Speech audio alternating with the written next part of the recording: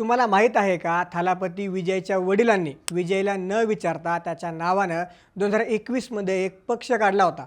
पण आपल्या वडिलांची ही कृती त्याला अजिबात आवडली नाही आणि त्याने थेट आपल्या वडिलांविरोधात कोर्टात खटला दाखल केला. याबाबतची सगळी माहिती सांगतो, पण त्याआधी थोडक्यातला नक्की फॉलो करा. तमिळनाडूचे सुपरस्टार विजय आणि त्यांचे वडील S.A. चंद्रशेखर यांच्यातील हा वाद संपूर्ण देशात चर्चेचा विषय ठरला होता. झालं असं की 2021 मध्ये चंद्रशेखर यांनी विजयला कोणतीही पूर्वकल्पना न देता ऑल इंडिया थालापती विजय मक्कल अय्यक्कम नावाच्या राजकीय पक्षाची नोंदणी निवडणूक आयोगाकडे केली. इतकंच नाही तर या पक्षाच्या महत्त्वाच्या पदांवर आपल्या नातेवाईकांची नेमणूकही करून टाकली.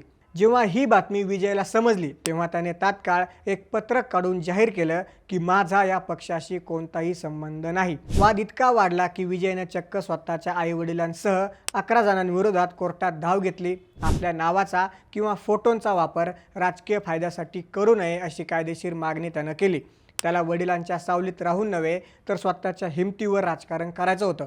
म्हणूनच पुढे जाऊन 2024 मध्ये त्याने तमिळगा वेत्री कळगम हा आपला स्वतंत्र पक्ष स्थापन केला आणि आता लवकरच तो तामिळनाडूचा मुख्यमंत्री होऊ शकतो. याबद्दल तुम्हाला काय वाटतं आम्हाला कमेंट्समध्ये नक्की सांगा. नशाच माहितींसाठी थोडक्यातला नक्की फॉलो करा. बातमी म्हणजे थोडक्यात.